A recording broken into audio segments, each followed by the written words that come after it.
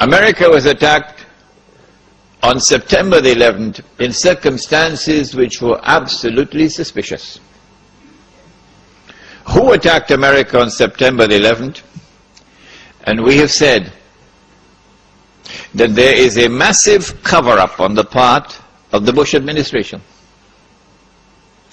And we have anticipated that those who have information so far concealed will eventually release that information in order to embarrass the US government as part of a strategy to bring down America.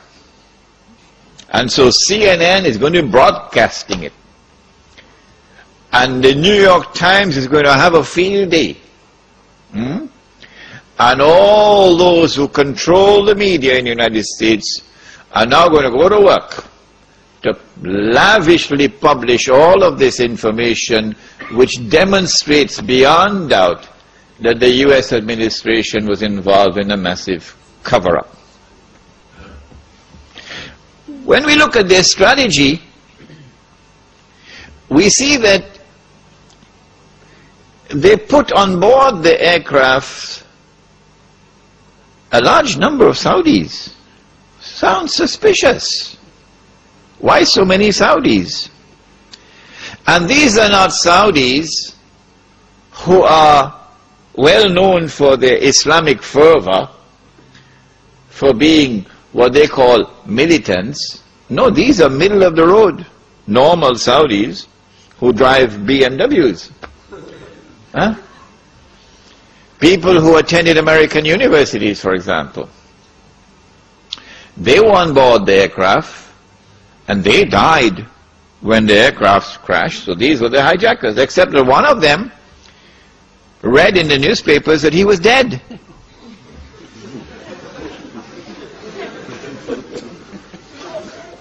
So he went to the Saudi government and he said to the Saudi government, "It seems to me as though I'm alive."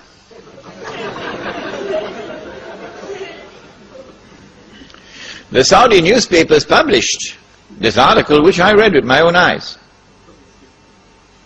This particular student had studied in Minnesota, I think, in the early 1990s. And in 1995, perhaps, he had reported both to the local police and to the Saudi embassy in the United States that someone had broken into his apartment and stolen his passport. Whoever did that used that passport to hijack his identity, and so they could put him on board the aircraft. And so the planning for September the 11th, 2001 started many, many years before. Why so many Saudis? It's suspicious. And why these middle-of-the-road Saudis? The answer is because Saudi Arabia, the government of Saudi Arabia, has a friendly relationship with the United States. In fact, there is something common between the state of Saudi Arabia and the state of Israel which would surprise you. They are sisters. The same forces who work for the establishment of the state of Israel are the same forces who work for the establishment of the state of Saudi Arabia. The same forces who have kept Israel alive today and guaranteed Israel's security are the same forces who have kept Saudi Arabia alive today and has guaranteed Saudi Arabia's security. And when the state of Israel is to be destroyed, Saudi Arabia also goes down into the garbage bin. They're sisters. But at the moment, the friendly relations and the good press which Saudi Arabia receives in the media in the United States of America And the fraternal relations between the government of Saudi Arabia and the government of the United States stands in the way of those who attacked America on September 11th. In what way? I said to you last time I was here that the United States cannot attack Iraq until a particular moment arrives. And I gave you some homework. I ask you to think. Iraq does not pose any threat to the United States. It does not pose any threat to the state of Israel. The Israelis have to be digging and digging and digging for a strategy to be able to make Iraq look threatening. So now they're coming up with all kind of fancy theories about biological weapons and weapons of mass destruction and so on. It's just dust in the eye. Well, and if Israel does not pose any threat, why all of this hullabaloo, all of this shouting from the mountain tops about attacking Iraq? And who, in military strategy, which commander-in-chief, which country which is about to wage war, which country will announce for 1 year in advance, 2 years in advance, we're going to be attacking you? And then publish in the newspapers all kinds of alternative strategies, how to attack. It sounds suspicious.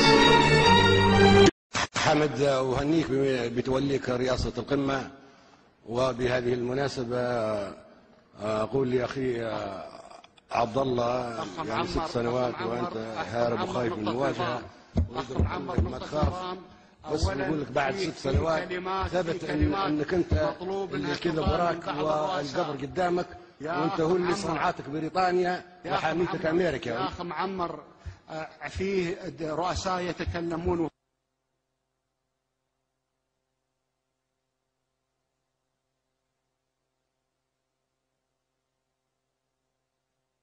حمد ومن احترام للأمة، واعتبر المشكل الشخصي الذي بيني وبينك قد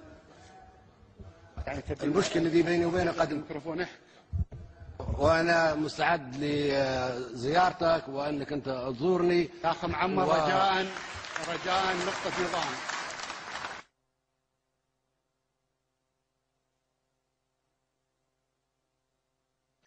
وعميد الحكام العرب وملك ملوك افريقيا وامام المسلمين، مكانتي العالميه ما تسمح لي اني ننزل لاي مستوى اخر، وشكرا. And one ruling state gave way to another. Britain is no longer the ruling state in the world. The United States of America now becomes the ruling state in the world. And in the same way that there was this mysterious, puzzling, baffling relationship between the island of Britain and the Holy Land, starting from the Balfour Declaration, so too now you have this mysterious, mystifying, baffling relationship between the United States of America and the State of Israel, which was so clearly apparent in Durban. World Conference on Racism and Racial Development, Racial Discrimination. When Israel walked out of the conference, because the whole world combined to condemn Israel for its atrocities on the Palestinian people, guess who walked out with Israel, holding on to Israel's coat's tail? Uncle Sam. Uncle Sam. So this puzzling, mystifying relationship between the second ruling state and Israel. The first ruling state in Israel, Britain and Israel.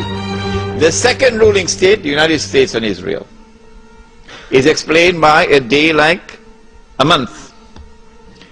And then we said that a day which is like a month is now coming to an end. And the September 11 attack on America is in many respects a parallel to another attack which had occurred many years earlier. There's a parallel between the two. That one was in the summer of 1914, okay? The assassination of the Grand Duke Franz Ferdinand in Sarajevo. And that attack, that act of terrorism, launched the First World War, the big war.